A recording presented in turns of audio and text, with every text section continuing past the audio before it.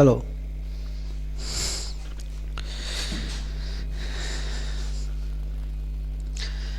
नमस्कार साथियों, जय मां भारती।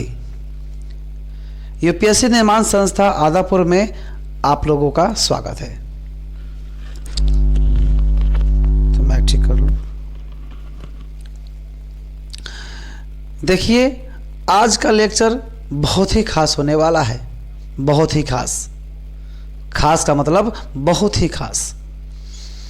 समझिए कि अगर आज का लेक्चर जिसने नहीं देखा ना, खासकर यूपीएससी की तैयारी करने वाले छात्रों ने, तो समझिए कि उसके कर्म फूटे हुए हैं।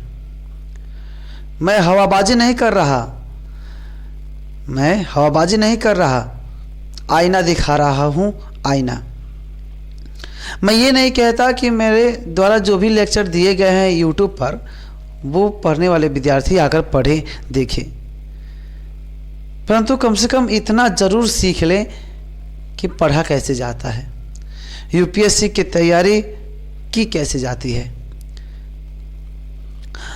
मैंने जो लेक्चर दिए हैं उससे संबंधित जितने भी क्वेश्चन यूपीएससी ने आज तक पूछे हैं, मेंस में खासकर 1992 से लेकर के ये 2022 तक जितने भी क्वेश्चन पूछे गए हैं, वो आप यहाँ पर देख पाएंगे आज कि कैसे प्रत्यक्ष या अप्रत्यक्ष रूप से इस द्वैध शासन प्रणाली से, यानी मेरे लेक्चर से सीधे संबंधित हैं।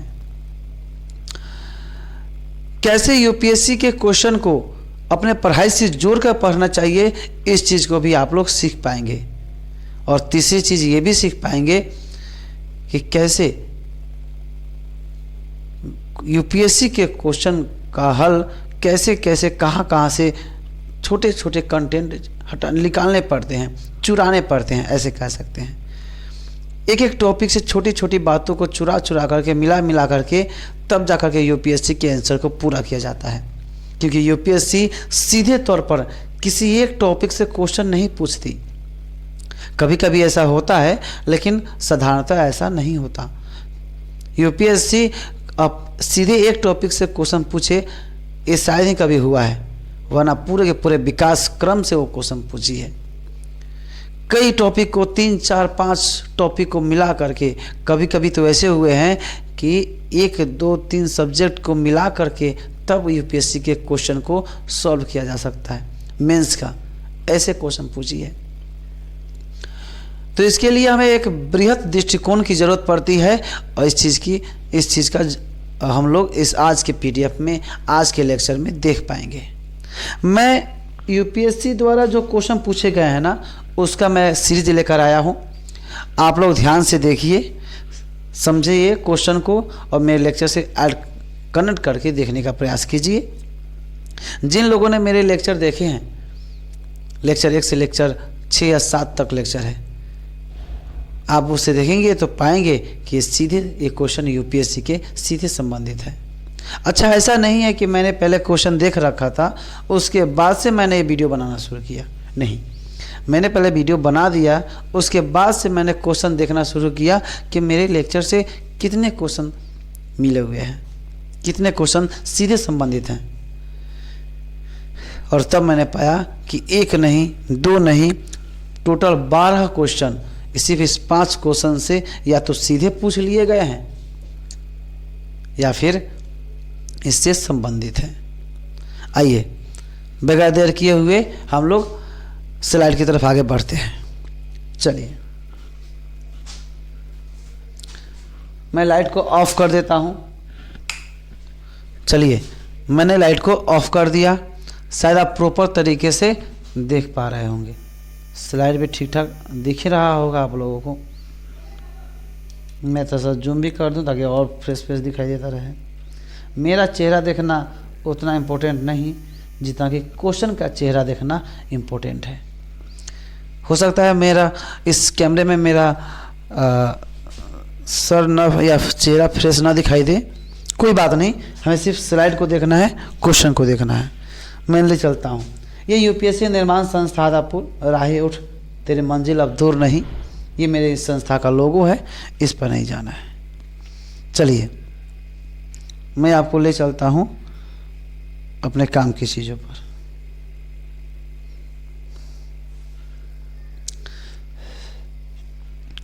मैंने इस टॉपिक का नाम दिया है ब्रिटिश प्रशासनिक नीति, PYQ, previous year question, UPSC PDF।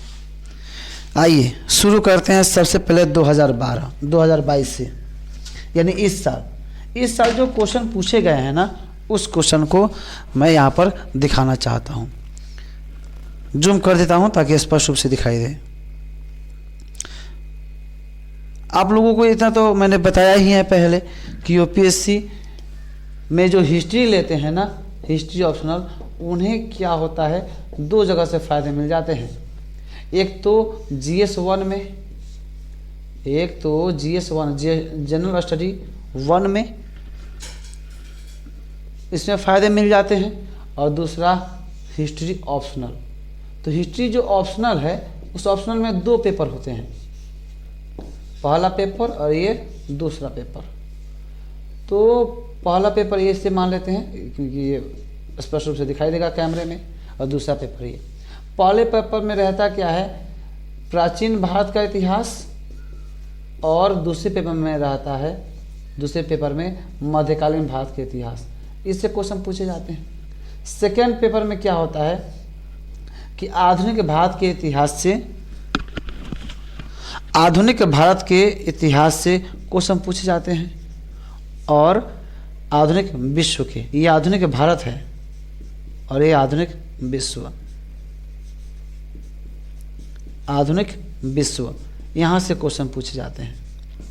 तो मेनली हम लोग बात करेंगे GS1 में पूछे गए सवाल और पेपर 2 में पूछे गए सवाल, क्योंकि पेपर 1 में जो हम लोग पढ़े हैं द्वैध शासन, वो तो पेपर 1 में पूछने की संभावना ही नहीं है। GS1 में इसलिए क्योंकि GS1 का पेपर जो है उसमें हिस्ट्री शुरू होता है 18वीं सदी का मध्य, और 18वीं सदी के मध्य कहने का मतलब क्या हुआ, 18वीं सदी कहने का मतलब ही हो गया 1700 से 1800। 18वीं सदी कहने का मतलब, और इसके मध्य कहने का मतलब इन दोनों का बीच, यानी 1750 के बाद से वर्तमान तक। तो वर्तमान कहने का सीधा सा मतलब यही होता है 1700, नॉर्मली 1764 तक, कभी कभी 70 तक पूछ देता है, नॉर्मली 1764 नहीं, 1964 तक, यानी नेहरू के काल तक, नेहरू एरा तक क्वेश्चन पूछे जाते हैं नॉर्मली। और कभी कभी ऐसा हुआ तो 1991 के उदारीकरण से पूछ लिया जाता है कभी कभी, नहीं तो नॉर्मली 1964 तक ही ये रह जाते हैं। खैर GS1 का सिलेबस की बात की चीज़ें हैं, लेकिन GS1 में जो क्वेश्चन पूछे जाएंगे उसे हम लोग देखेंगे, और किस तरह हिस्ट्री के पेपर 2 में पूछे जाएंगे, ऑप्शनल के पेपर 2 में, उसको देखेंगे। इसलिए कहा जाता है कि आप ऐसे सब्जेक्ट को ऑप्शनल के रूप में चयन करें जिससे आपको GS के भी पेपर में भी फ़ायदा मिल जाए और पेपर 2 में भी फ़ायदा मिल जाए। चलिए बगैर देर किए हुए हम लोग क्वेश्चन की तरफ आगे बढ़ते हैं कि कौन से क्वेश्चन पूछे गए थे, और मेरे लेक्चर में ये कैसे संबंधित है, मेरे लेक्चर से इस चीज़ को भी देखने का प्रयास करते हैं। अगर आप लोगों ने मेरे लेक्चर को देखा होगा तो ध्यान से देखे होइएगा, तो इसका आंसर भी आप दे पाने में थोड़ा बहुत सक्षम हो पाए होइएगा। देखिए सबसे पहले 2022 में UPSC 2022 GS1, हमने बताया था ना, GS1 जनरल स्टडी 1 में भी क्वेश्चन पूछे जाते हैं हिस्ट्री से, क्योंकि वहाँ पे इतिहास, भूगोल और भारतीय समाज, ये 3 विषयों से क्वेश्चन पूछे जाते हैं। इतिहास, हिस्ट्री, भूगोल, विश्व भारत का भूगोल, और तीसरा सोसाइटी, भारतीय समाज। तो हिस्ट्री से क्वेश्चन उसमें पूछा गया है इस साल 2022 में। क्वेश्चन क्या है, मैं थोड़ा सा जूम कर दूं,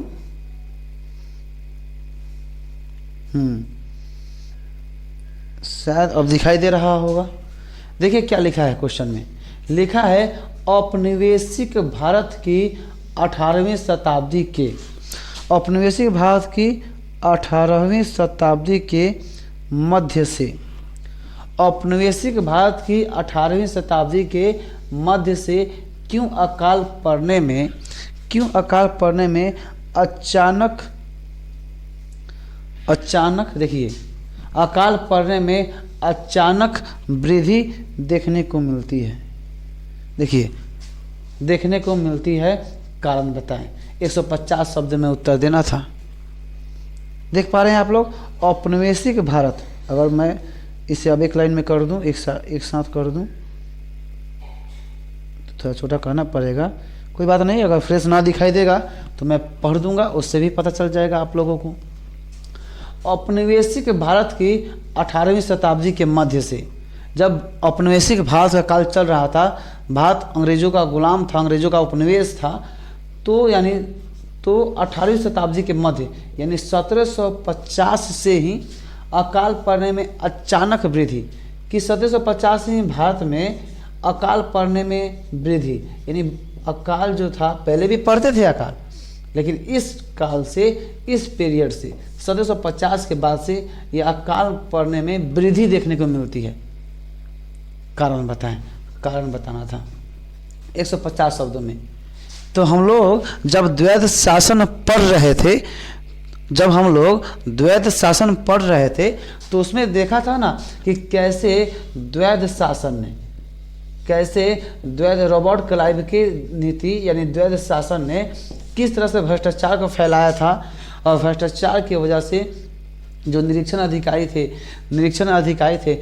अधिकारियों में जो भ्रष्टाचार फैल गया था, तो भ्रष्टाचार फैलने की वजह से क्या हुआ था कि किसानों पर कर का बोझ पड़ने लगा था। एक तरफ कंपनी जो थी सस्ते में माल खरीदने लगी थी, दूसरी तरफ भ्रष्टाचार जो राजस्व उगाही करने वाले जो अधिकारी थे, जमींदार थे, वो लोग अधिक मात्रा में इन किसानों से कर वसूलने लगे थे। तो एक तरफ इनकी किसानों की कमाई नहीं हो पा रही थी, क्योंकि द्वैध शासन से मिले शक्ति का इस्तेमाल कंपनी अपने हित में कर रहे थे, किसानों से सस्ते में खरीद रहे थे सामान, और दूसरा इन अधिकारियों के माध्यम से अधिक से अधिक कर वसूले जा रहे थे।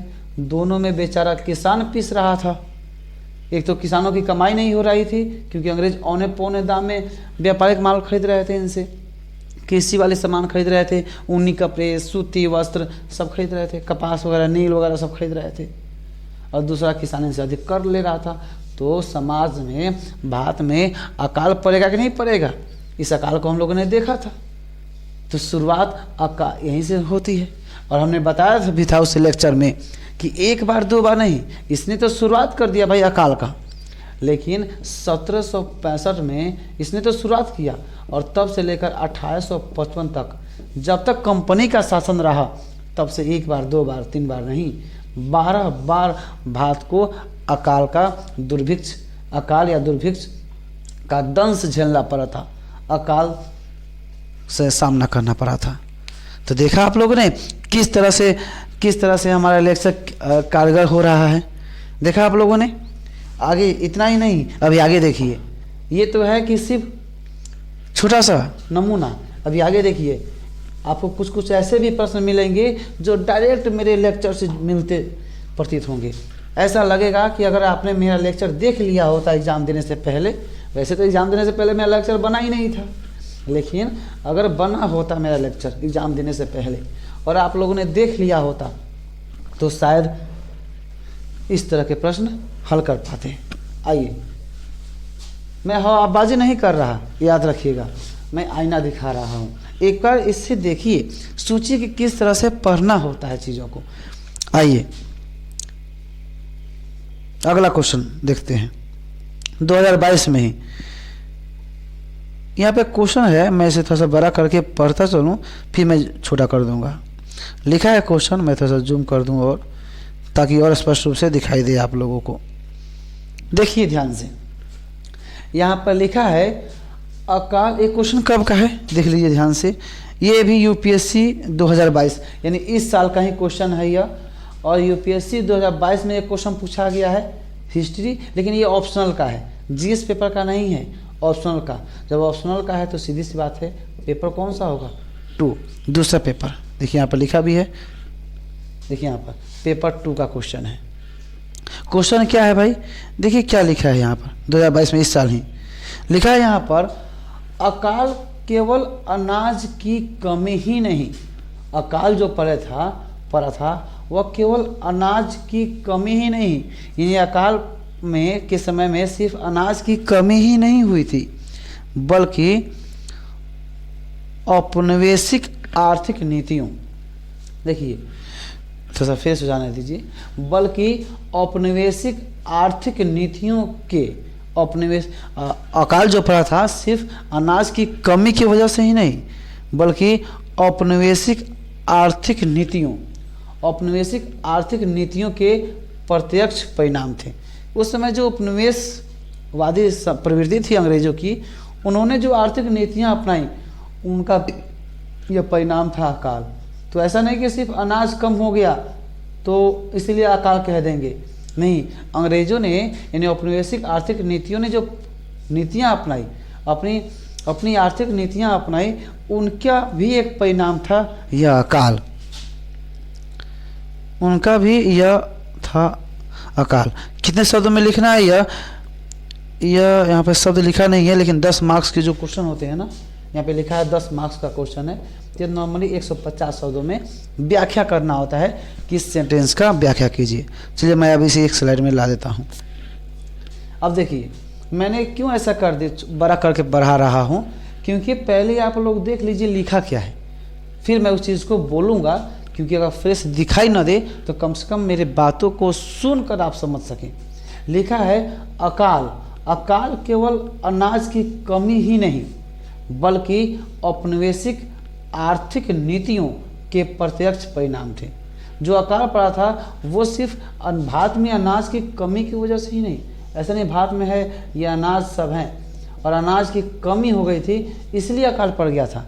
अरे वो तो था ही, अनाज की कमी से अकाल तो पड़ा था ही, लेकिन इससे भी इस अकाल में औपनिवेशिक जो आर्थिक नीतियां थी वो भी बहुत ज़्यादा जिम्मेदार थी।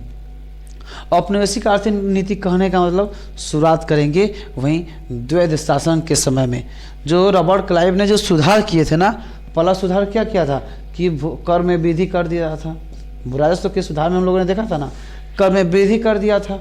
दूसरा क्या था, दूसरा ये था कि एक तो कर में वृद्धि कर दिया था, दूसरा जो उसने अधिकारी को रखा था निरीक्षण अधिकारी, उसमें भ्रष्टाचार फैला था और उस भ्रष्टाचार के मुंह को बंद करने के लिए जमींदार ने घूस देना शुरू किया और उस घूस की उगाही अपने टैक्स में बढ़ोतरी करने के लिए वो जमींदार क्या करते थे, किसानों से अधिक कर वसूलते थे, अधिक से अधिक कर वसूलते थे, उसका कुछ हिस्सा निरीक्षण अधिकारी को दे देते थे और अपना फ़ायदा कमाते थे। कुल मिलाकर किन्हें भुगतना पड़ता था, किसानों को भुगतना पड़ता था। तो आगे चल करके ये किसान अपना ज़मीन गिरवी रखने लगे तो अनाज कम पड़ने लगे और अकाल पड़ गया, क्योंकि गिरवी रखेंगे या खेती करेंगे नहीं, खेती से इनका मोह भंग होगा, हटेंगे, अकाल पड़ेगा ही पड़ेगा। आगे चल करके मतलब पूरा आंसर यहीं से नहीं होगा, मैं कह रहा हूँ कि पूरा आंसर यहीं होगा, लेकिन शुरुआत यहाँ से तो देखा जा सकता है, यहाँ से चीज़ को निकालेंगे। आगे चल करके जैसे हम लोग पढ़ेंगे तो कार्नवालिस जब कोड आया 1793 में, उसको देखेंगे, उसमें कैसे भू राजस्व व्यवस्था में सुधार किया गया, सूर्यास्त का नियम लाया गया, उसमें कैसे अस्थायी बंदोबस्त, महालवारी, रैयतवारी, ये सारी चीज़ें आगे देखेंगे अगले लेक्चर में। वहाँ से भी चीज़ों को कुछ निकालेंगे, कुछ वहाँ से भी कंटेंट को चोरी करेंगे, कुछ यहाँ से कंटेंट को चोरी कर लिया हम लोगों ने। आगे चल करके हम लोग देखेंगे जो धन निष्कासन का सिद्धांत है या अपवहन का सिद्धांत, धन निष्कासन का सिद्धांत दादा भाई नौरोजी ने poverty and earn British rule in India अपने किताब में लिखा था। ये चीज़ धन निष्कासन का सिद्धांत या अपवहन का सिद्धांत, ड्रेनेज सिस्टम, अपवहन का सिद्धांत, ड्रेनेज सिस्टम। तो कहने का मतलब है कि जो हम लोगों ने पढ़ा वहाँ से किस तरह से चीज़ों को, कंटेंट को निकाल करके इस आंसर का एक पैराग्राफ के रूप में इस्तेमाल कर सकते हैं। पूरा आंसर नहीं होगा लेकिन पैराग्राफ के रूप में शुरुआत यहाँ से कर सकते हैं। चलिए, पिछला क्वेश्चन देखा डायरेक्ट था, वही आंसर वहीं से पहले मेरे लेक्चर से ही लिखे जा सकते थे। ये क्वेश्चन पूरा का पूरा मेरे लेक्चर से नहीं होने वाला था, लेकिन शुरुआत वहीं से था, मेरे लेक्चर से ही। अब 5 लेक्चर से क्या यूपीएससी का पूरा क्वेश्चन थोड़ी लिखा जा सकेगा? अभी तो एक ही टॉपिक हुआ है, अभी और देखिए आगे क्वेश्चन, अभी आगे क्वेश्चन और आने दीजिए, तब पता चलेगा आप लोगों को।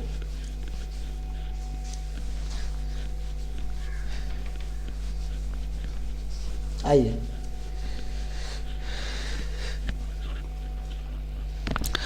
अगला आते हैं, अगले क्वेश्चन 3 नंबर क्वेश्चन पर आते हैं।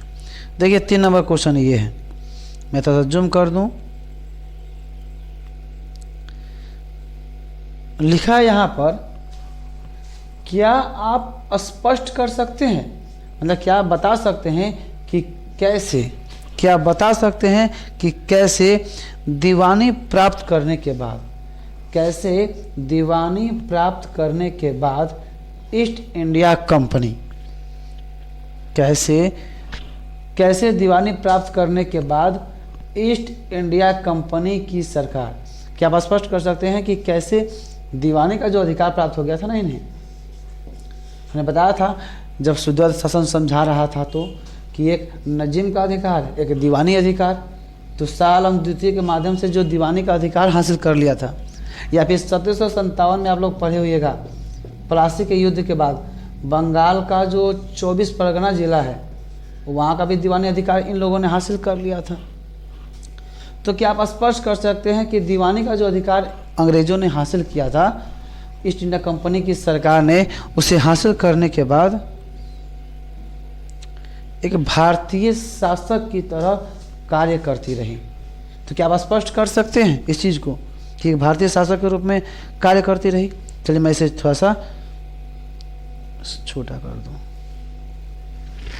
ताकि एक स्लाइड में दिख सके। देखिए छोटा करने का मतलब ही है कि आप लोगों को फ्रेश दिखेगा नहीं। से एक क्वेश्चन कब पूछा गया है, ये भी 2022 का ही क्वेश्चन है, पेपर 2 में ही क्वेश्चन पूछा गया, 2022 का ही क्वेश्चन है, यह हिस्ट्री पेपर 2 का है, इस साल का ही है यह।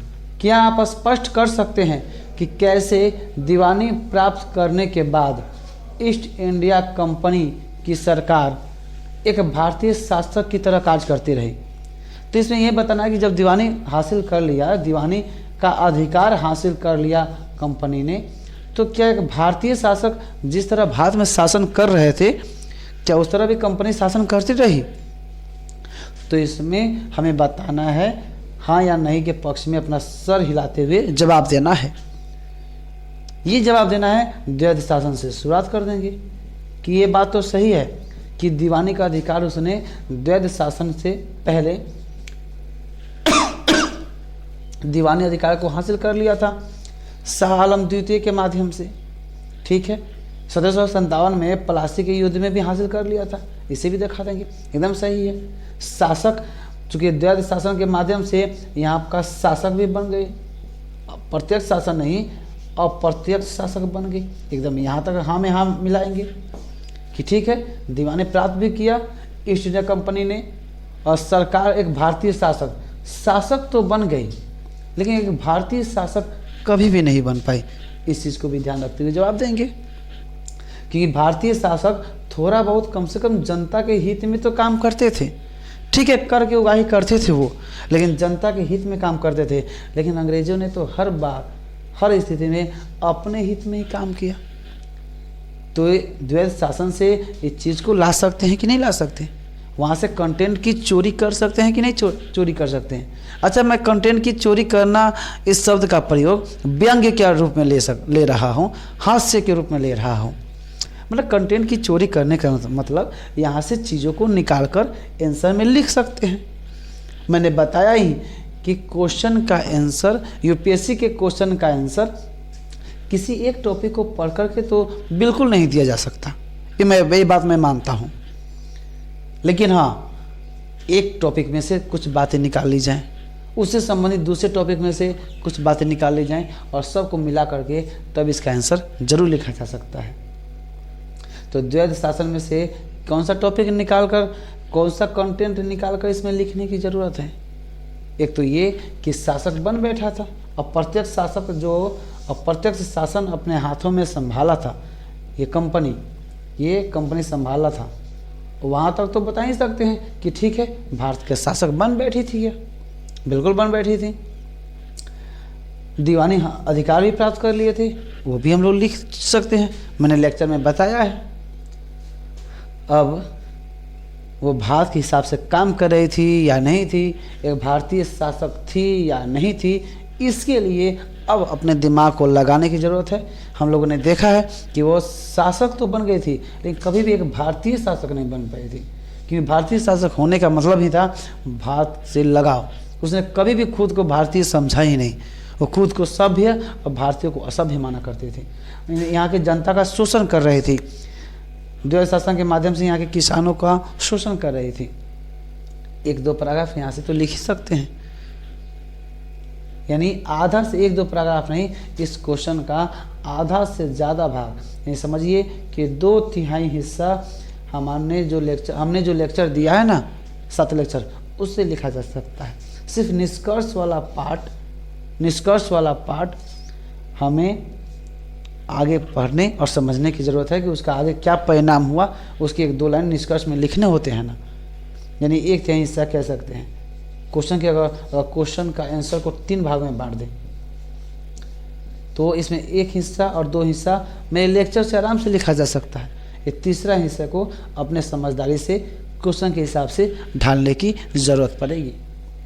तो देखा हम लोगों ने 2022 में जो क्वेश्चन पूछे गए हैं वहाँ से स्पष्ट रूप से लिखे जा सकते हैं। और भी देखिए, ये 3 नंबर सवाल था ना, अभी और देखते चलिए।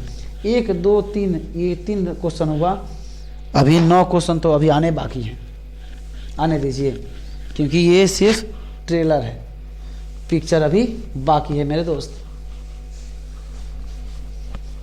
ध्यान रहे, मैं अपने लेक्चर का प्रचार नहीं कर रहा, मैं बार बार ये कह रहा हूँ ना कि मेरे लेक्चर से आए हैं। इसका अर्थ बिल्कुल नहीं समझिएगा कि आपको मेरे लेक्चर देखने हैं, नहीं।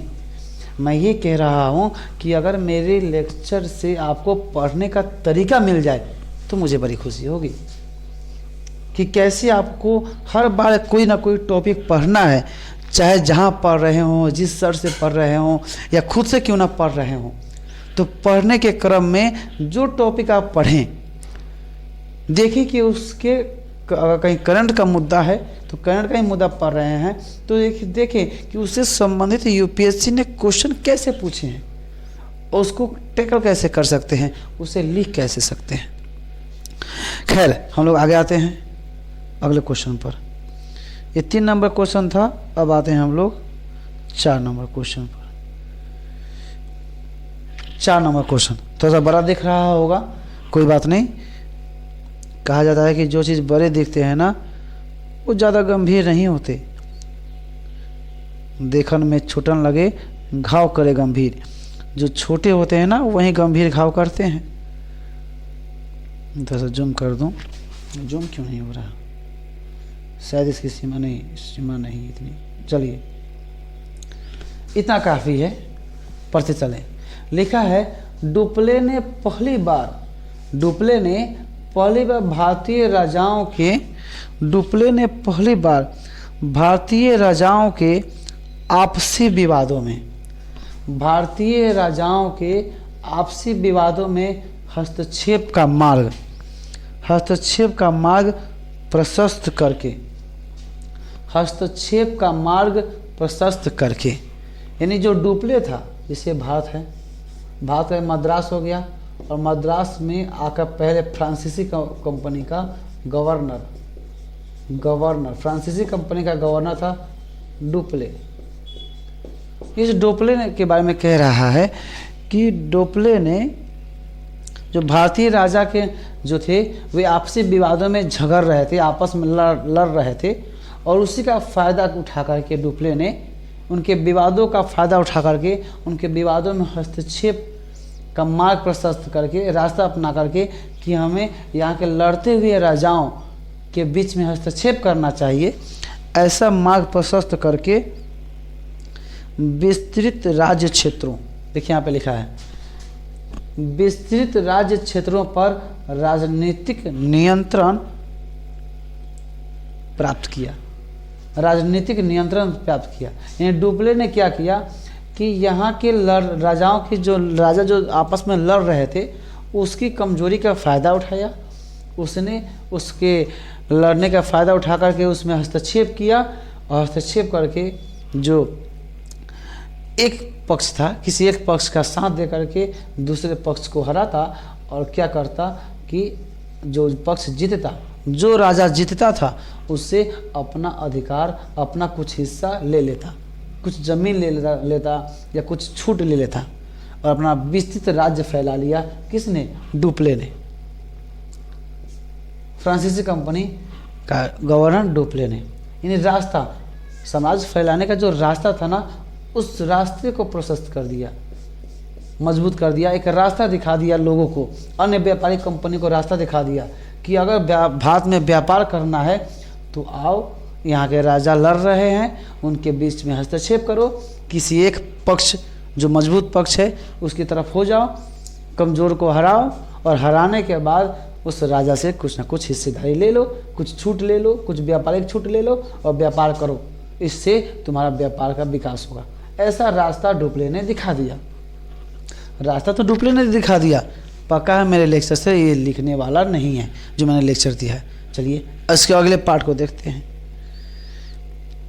इसके अगले पार्ट में क्या कह रहा है कि बात तो कह दिया यूपीएससी ने, आगे क्या कह रहा है, इस तकनीक को बाद में जिस तरीके को, जिस टेक्नोलॉजी को इस डुप्ले ने बताया था कि भाई भारत में आओ, यहाँ के राजा आपस में लड़ रहे हैं, यहाँ के राजा जो आपस में लड़ रहे हैं, राजा जो लड़ रहे हैं आपस में, उनसे क्या करो कि उनके मामले में हस्तक्षेप करो और उनसे छूट ले लो, उन्हें जितवा दो और उनसे कुछ छूट ले लो, व्यापारिक छूट ले लो, निःशुल्क व्यापार करा लो, तुम्हारा व्यापार खूब फलेगा।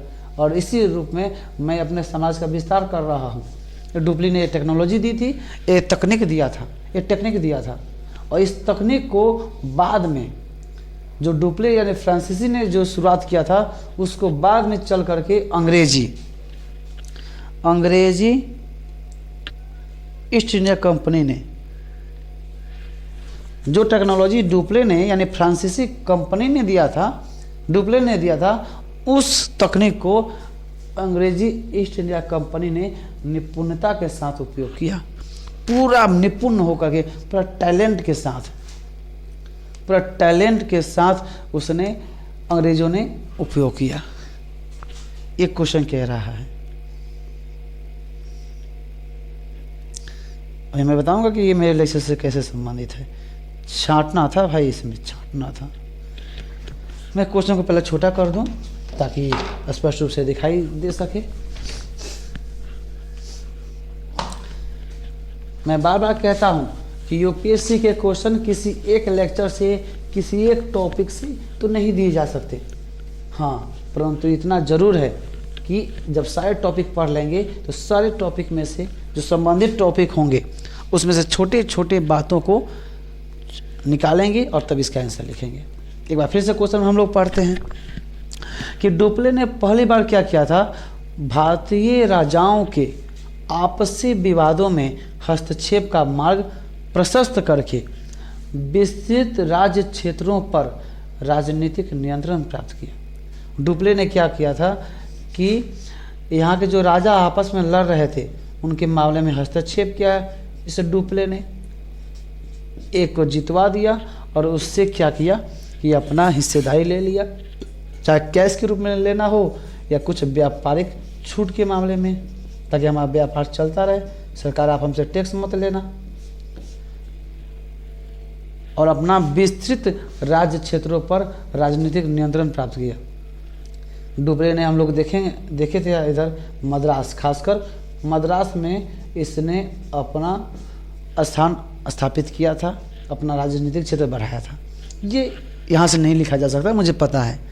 जब हम लोग राजनीति मामले को पढ़ेंगे तो वहाँ से मिल जाएगा। ये नहीं मिलेगा, कोई बात नहीं। ये जो हमने अभी तक लेक्चर जो दिया है वहाँ से इस चीज़ को नहीं लिखा जा सकता, मानता हूँ।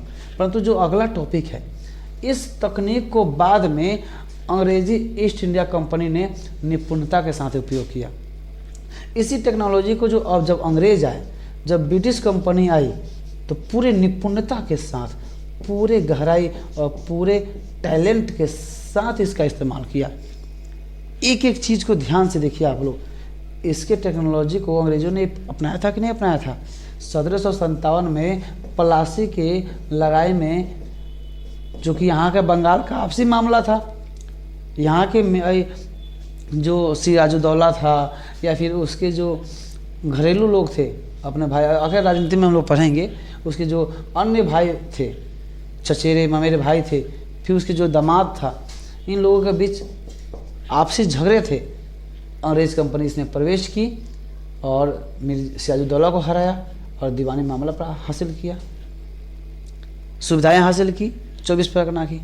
फिर 1764 में क्या किया कि इसने बक्सर का युद्ध किया और 1765 में इलाहाबाद की संधि के माध्यम से फिर आ गया बात वहीं द्वैध शासन, और द्वैध शासन के माध्यम से अपना विस्तृत साम्राज्य विकसित किया कि नहीं किया, आप लोग बताइए। पूरे बंगाल में हम लोगों ने देखा था बंगाल कितना बड़ा क्षेत्र था, पूरे बंगाल में अपना साम्राज्य स्थापित किया कि नहीं किया। तो ये टेक्निक तो डुप्ले ने दिया था कि भाई आपसी जो भारत के जो शासक थे वो आपस में लड़ रहे थे, तो उनके लड़ाई के बीच में हस्तक्षेप करने का टेक्नोलॉजी तो डुप्ले ने दिया था। परंतु इस टेक्नोलॉजी को पूरे निपुणता के साथ किसने अपनाया? अंग्रेजों ने। और निपुणता क्यों शब्द कहा? क्योंकि हम लोगों ने देखा था कि द्वैध शासन खुद में कितना निपुण था, कि कैसे दूसरे के कंधों पर बंदूक रखकर चलाने जैसा था यह द्वैध शासन। सूबेदार था, ये जनता थी, और इसके कंधे पर जो बंदूक रखा गया ना, ये बंदूक किसके हाथ में था? अंग्रेज के हाथ में था। अधिकार का इस्तेमाल अंग्रेज कर रही थी, और अगर कहीं खराब इसका प्रभाव पड़ता तो जनता का आक्रोश किसे झेलना पड़ता? भारतीय सम्राट को झेलना पड़ता था, नजीम को झेलना पड़ता था। तो यह निपुणता के साथ किया गया व्यवहार था कि नहीं था? पूरा निपुणता के साथ अंग्रेजों ने इस्तेमाल किया कि नहीं किया? डुप्ले तो बेचारा कर नहीं पाया। आगे चल करके क्वेश्चन आएगा कि मद्रास में इस तरह के जो राजनीतिक विस्तार करना चाहता था डुप्ले, इस तरह की चाबी वो मद्रास में खोजना चाहता था, वो खोज नहीं पाया डुप्ले। परंतु बंगाल में रॉबर्ट क्लाइव ने खोज लिया उस चाबी को। कौन सी चाबी को? इसी चाबी को कि यहाँ के राजाओं के बीच में हस्तक्षेप करना है, एक पक्ष को हराना है और अपना राजनीतिक, अपना व्यापारिक हित साधना है, अपना लाभ कमाना है। डुप्ले इस मद्रास में इस चाबी को नहीं खोज पाया, रॉबर्ट क्लाइव ने बंगाल में ढूंढ लिया। ये क्वेश्चन आएगा, आइए देखेंगे उस चीज़ को। देखा आप लोगों ने, ये 2020 में क्वेश्चन पूछा गया है, यूपीएससी 2020 कहाँ? History optional paper 2, history optional का क्वेश्चन है ये। इस चीज़ को देख लीजिएगा आप लोगों ना, तो पूरा समझ पाइएगा कि कंटेंट को कैसे, तथ्यों को, एक चीज़ को दूसरे चीज़ों से लिंक करके पढ़ना होता है। फिर आप लोग समझ पाइएगा कि मैंने वीडियो की शुरुआत क्यों की। एक स्टूडेंट रहते, जब भी हम दूसरे सर से पढ़ते हैं तो हमें सिर्फ जिस टॉपिक को पढ़ाया जाता है सिर्फ हमारा ध्यान उसी टॉपिक पर रहता है। परंतु जब हम किसी को पढ़ाते हैं तो जिस टॉपिक को पढ़ा रहे होते हैं उस टॉपिक पर ध्यान तो हमारा रहता ही है, साथ में जो चीज़ हम पढ़े हुए हैं उस चीज़ पर भी हमारा ध्यान चला जाता है। दूसरा टॉपिक पर भी जो उससे संबंधित है, दूसरे टॉपिक पर भी हमारा ध्यान चला जाता है और हम लोग चीज़ों को जोड़ पाते हैं। ये क्वेश्चन देखिए, डायरेक्ट मेरे की पढ़ाए गए टॉपिक से संबंधित है, डायरेक्ट रूप से, इसमें कोई नानुको नहीं है।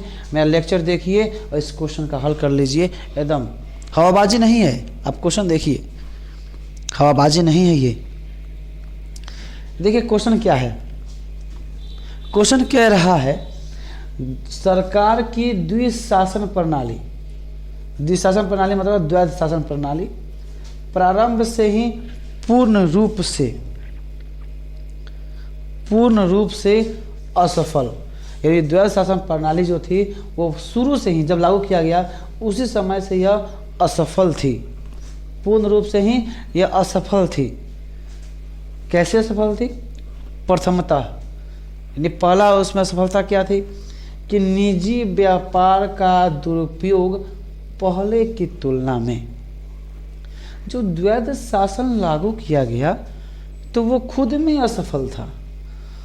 असफल कैसे था कि पहला रीजन उसका यह था कि इससे निजी व्यापार का दुरुपयोग पहले की तुलना में ज़्यादा, पहले की तुलना में ज़्यादा ऊंचाइयों पर पहुंच गया था। हम लोगों ने देखा था कि जब द्वैध शासन लागू किया गया था ना, तो उसके जो परिणाम निकल कर के आए थे उसमें भ्रष्टाचार फैला था। जो कंपनी के अधिकारी थे और व्यापारी थे, ये लोग अपना निजी व्यापार करते थे। कंपनी का जो टाइम था उसमें तो कंपनी का माल बेचते थे, और जैसे कंपनी का टाइम ख़त्म होता तो ये लोग अपना माल बेचने लगते थे। तो निजी व्यापार कर रहे थे, किस वजह से? तो द्विशासन प्रणाली का ही तो एक नतीजा था। तो निजी व्यापार का जो दुरुपयोग था, जो अपना निजी व्यापार लगे, इस तरह का व्यापार पहले भी करते थे, परंतु द्विशासन प्रणाली आने से उस शक्ति का इस्तेमाल ये लोग भी अपने निजी व्यापार में करने लगे थे। ये दुरुपयोग, जो निजी व्यापार का जो दुरुपयोग था, वो पहले की तुलना में ज़्यादा ऊंचाइयों पर पहुंच गया था। अब आप लोग बताएं कि क्या मैंने ये वीडियो में बताया है कि नहीं कि निजी व्यापार का दुरुपयोग बढ़ गया था, वे लोग निजी व्यापार ज़्यादा करने लगे थे। तो पहला कारण ये यूपीएससी ने खुद दे रखा है। दूसरा कारण देखिए क्या दे रखा है। दूसरा कारण उसने दे रखा है कि द्वितीय, मतलब पहला कारण तो ये हो गया कि निजी व्यापार का दुरुपयोग बढ़ गया था बहुत ज़्यादा। द्वितीय, कंपनी की वृद्धि की मांगों ने, कंपनी की जो वृद्धि की जो सोच थी कि हमें कंपनी को बढ़ाना है, और उस बढ़ने के लिए जो मांग किए गए थे, मांगों ने किसानों के घोर उत्पीड़न का रास्ता खोल दिया। यानी रॉबर्ट क्लाइव जो चाहता था कि हमें कंपनी को आगे बढ़ाना है, और इसके लिए मांग क्या है, डिमांड क्या है, उसके लिए जो डिमांड थे, उसके लिए जो उस डिमांड को पूरा करने के लिए जो द्वैध शासन लागू किया था, उसने स्पष्ट रूप से किसानों के घोर उत्पीड़न का रास्ता खोल दिया। किसानों के घोर उत्पीड़न का रास्ता खोल दिया।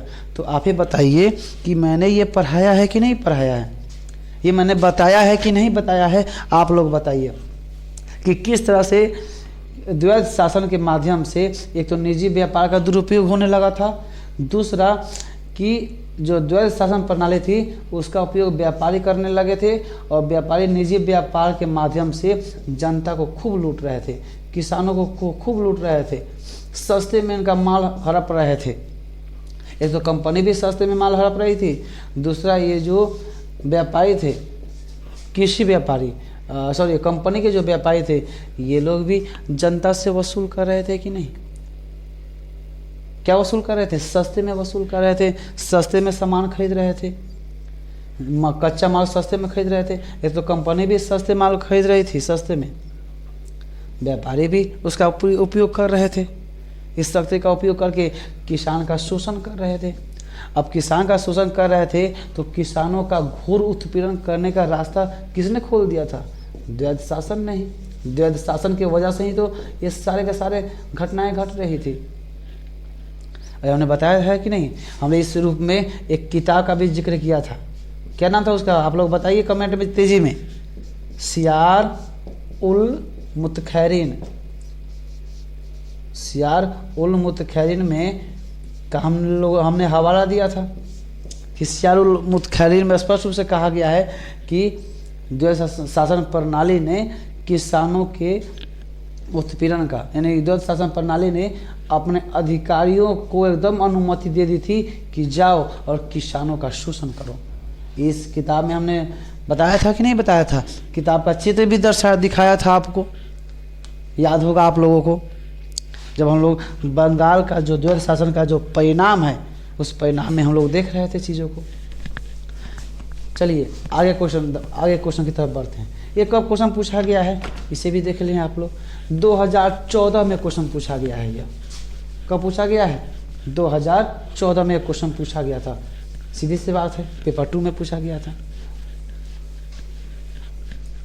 हिस्ट्री ऑप्शनल, देखिए यहाँ पर जो लिखा रहेगा ना, ये 14 यानी 2014 में सवाल पूछा गया था। यह चलिए हम लोग आगे चलते हैं अगले क्वेश्चन की तरफ, यानी अपने छठे क्वेश्चन की तरफ चलते हैं।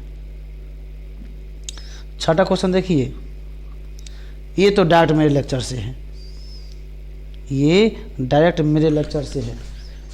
आप लोग कमेंट करके बताएं क्या फ्रेश दिखाई दे रहा है। चलिए, फ्रेश दिखाई दे रहा होगा आप लोगों को। देखिए क्या लिखा है, यह कहना, पहले क्वेश्चन कब पूछा गया है, 2016 में पेपर 2 20 नंबर का क्वेश्चन पूछा गया है।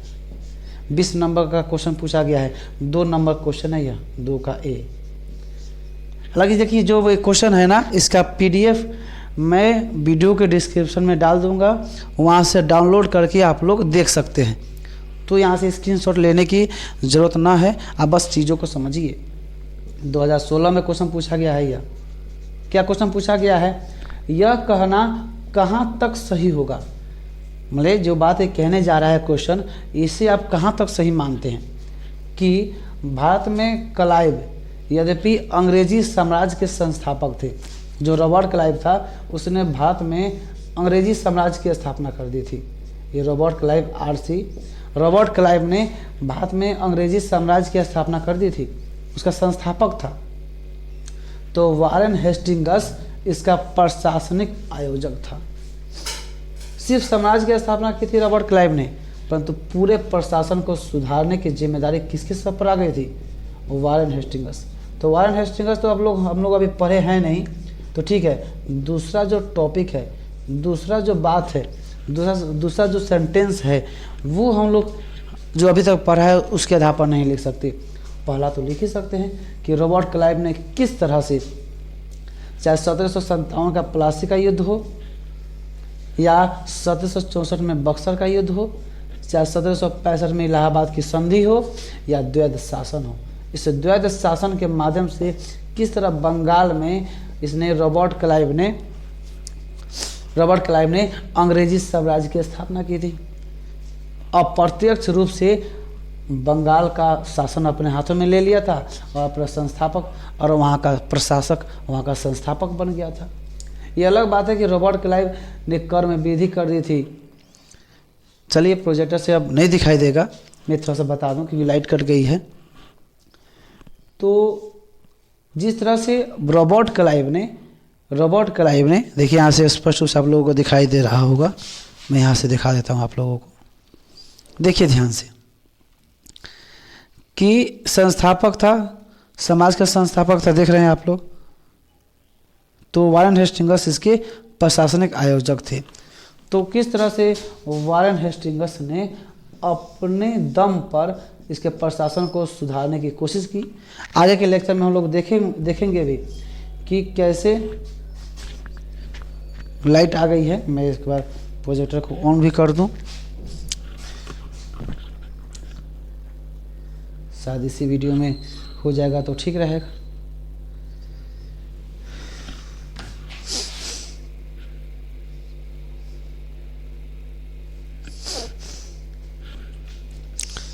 चलिए, हमारी किस्मत अच्छी है कि लाइट आ गया टाइम पर।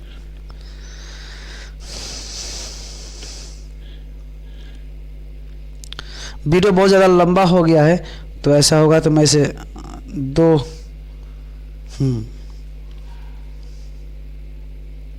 चलिए, तो वारेन हेस्टिंग्स इसके आयोजक थे, इसके प्रशासनिक आयोजक थे। देख पा रहे हैं आप लोग, प्रशासनिक आयोजक के रूप में वारेन हेस्टिंग्स ने इसमें सुधार किए थे।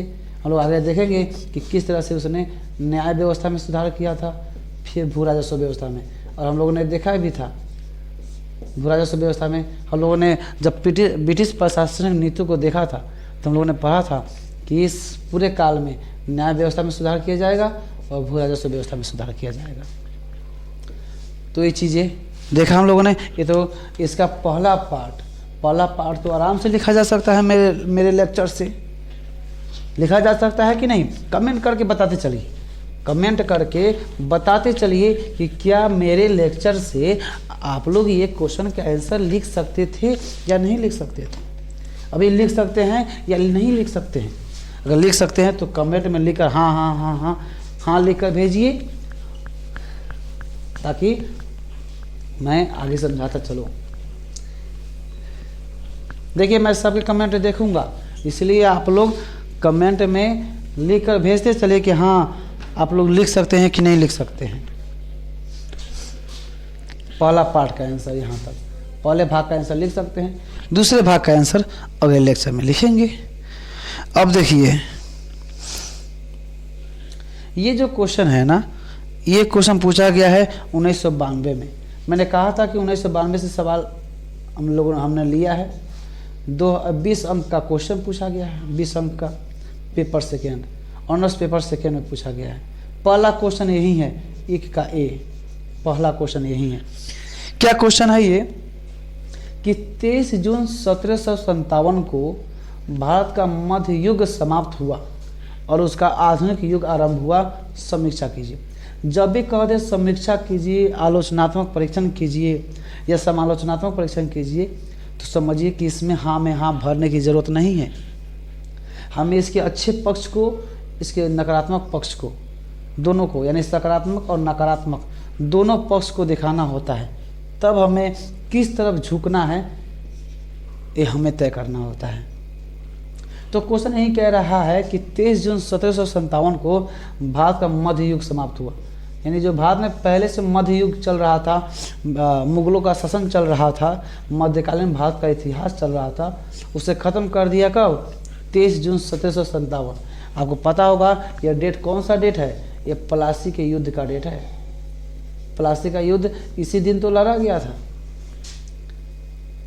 और प्लासी के युद्ध में जब बंगाल का शासक सिराजुद्दौला हारा था, कौन हारा था? सिराजुद्दौला हारा था, तो और ब्रिटिश कंपनी जीती थी। तो क्या आप मानते हैं कि इस दिन मध्य युग समाप्त हुआ और आधुनिक युग आरंभ हुआ? तो हम लास्ट में यही बताएंगे कि ठीक है, प्लासी के युद्ध में बात सही है कि बहुत सी रीति रिवाज परंपराएं जो थी वो ख़त्म हुई। जो मुस्लिमों का, इस्लाम धर्म का वर्चस्व चल रहा था वो धीरे धीरे कम हुआ।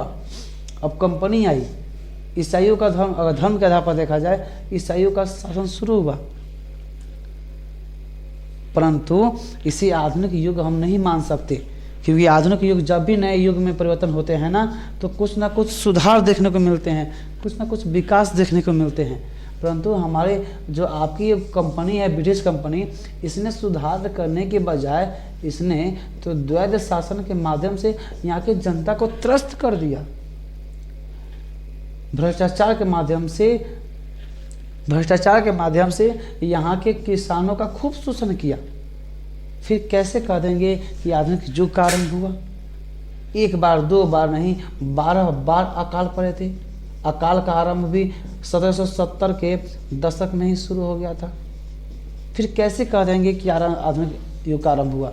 यानी आधुनिक युग का आरंभ नहीं हुआ, ये निष्कर्ष में बताते चलेंगे। तो द्वैध शासन का इस्तेमाल यहाँ पर कर सकते हैं या नहीं कर सकते हैं? हाँ, बताते चलिए आप लोग कि कर सकते हैं या नहीं कर सकते हैं। चलिए हम लोग अगले लेक्चर पर, अगले क्वेश्चन पर चलते हैं। अगला क्वेश्चन होगा, कौन सा क्वेश्चन नंबर? ये 8 नंबर क्वेश्चन। देखिए ये तो डायरेक्ट मेरे वीडियो से होगा, जो मैंने लेक्चर दिया था ना, ये मैं देखकर अचंभित हो गया। जब ये क्वेश्चन देखा तो मैं अचंभित हो गया कि भाई ये क्वेश्चन डायरेक्ट मेरे वीडियो से कैसे लड़ गया। देखिए यहाँ पर मैं पहले देख लूँ प्रॉपर तरीके से, इससे हाँ रिकॉर्डिंग हो रही है। चलिए, वीडियो कुछ ज़्यादा लंबा हो गया है पर कोई बात नहीं। यहाँ पर लिखा है, अपने कुछ कार्यों से क्लाइव ने अपनी उपलब्धि की उपयोगिता। देखिए अगर नहीं दिखाई दे रहा होगा तो मैं थोड़ा और बड़ा कर दूँ। अपने कुछ कार्यों से क्लाइव ने, यानी रॉबर्ट क्लाइव ने जो कुछ ऐसे कार्य किए जिसकी वजह से अपनी उपलब्धि की उपयोगिता और कीर्ति को धूमिल कर दिया। टिप्पणी कीजिए, कमेंट करना है आप लोगों को। ये कब पूछा गया है? 1995 में पूछा गया है ये सवाल। पेपर 2 में, हिस्ट्री के ऑप्शनल पेपर 2 में पूछा गया है। कितने अंक का? 20 अंक का क्वेश्चन पूछा गया है। अब आप ही बताइए, ऐसे टॉपिक से क्वेश्चन बार बार पूछे जा रहे हैं या नहीं पूछे जा रहे हैं? इसे पढ़ने की ज़रूरत है या नहीं है? क्वेश्चन कह रहा है कि रॉबर्ट क्लाइव ने कुछ ऐसे काम किए जिसकी वजह से उसने पहले जितने भी नाम कमाए थे, जितने भी उपलब्धियां हासिल की थी, जितने भी यश कमाए थे, जितने भी प्रसिद्धि हासिल की थी, जितने भी कीर्ति कमाई थी, उसने सबको धूमिल कर दिया, सबको नष्ट कर दिया। तो हमने बताया था, जब रॉबर्ट क्लाइव का मूल्यांकन हम लोग पढ़ रहे थे तो हमने बताया था कि इसने द्वैध शासन लागू कर दिया, ये सोचकर कि कंपनी का नाम होगा, परंतु कंपनी तो घाटे में चल गई, निजी व्यापार को फायदा होने लगा, यहाँ के व्यापारी को कंपनी घाटे में चलने लगी, कर्ज में डूब गई, यहाँ तक कि इंग्लैंड से इसे क्या करना पड़ा, कर्ज मांगने की नौबत आ गई थी। इसके मार्केट में, शेयर मार्केट में इसके जो शेयर होल्डर्स थे उसके क्या हो गए थे, शेयर के मूल्य गिर गए थे, शेयर के मूल्य गिर गए थे। ये हम लोगों ने देखा था कि नहीं, शेयर के मूल्य गिर गए थे। इसके अलावा यहाँ के जनता का शोषण भी बढ़ गया था, इंग्लैंड की बदनामी का भी डर होने लगा था, इंग्लैंड की बदनामी भी होने लगी थी। तो रॉबर्ट क्लाइव जिसने प्लासी के युद्ध में बंगाल को जीता था, मैं मद्रास को यहाँ से खदेड़ा था, फ्रांसीसियों को मद्रास से खदेड़ कर यहाँ पर अंग्रेज आए थे, मद्रास को खदेड़ करके आए थे, सब कुछ सब इतना नाम कमाया था यहाँ पर, पूरे के पूरे इस क्षेत्र में अपना प्रभुत्व स्थापित किया था, यहाँ पे हिंद महासागर में अपना प्रभुत्व स्थापित किया था। किसने? रॉबर्ट क्लाइव ने। सबको धूमिल कर दिया था। किसने? उसे कुछ कार्यों ने। कौन सा कार्य किया था इसने? तो द्वैध शासन लाया था इसने। तो इस द्वैध शासन को केंद्र में रख करके आंसर लिखा जा सकता है कि नहीं लिखा जा सकता? चलिए आगे क्वेश्चन को देखते चलेंगे। एक क्वेश्चन ये है कि अंग्रेजों ने बेखबरी के दौर में भारत को जीत लिया। तो ये क्वेश्चन है 1997 में क्वेश्चन पूछा है कि अंग्रेजों ने बेखबरी के दौर में, यानी अंग्रेजों को पता ही नहीं था, एक बेखबर थे वो लोग। इस बेखबर रहते रहते ही उसने भारत को जीत लिया। टिप्पणी करना है। कब क्वेश्चन पूछा है यह? 1997 में क्वेश्चन पूछा है, पेपर 2 में क्वेश्चन पूछा है। यानी अंग्रेजों को अगर पता ही नहीं था, वे अगर बेखबर थे और इस बेखबरी के दौर में ही भारत को जीत लिए, तो ये द्वैध शासन तो देख कर लग रहा है कि पूरा का पूरा सोची समझी साजिश थी। यह द्वैध शासन की संरचना को अगर आप लोग देख रहे हैं तो क्या पता चल रहा है कि नजीम अलग है, उपनजीम अलग है, उपनजीम को कंपनी भेज रही है और नजीम की शक्ति का इस्तेमाल कंपनी कर रही है।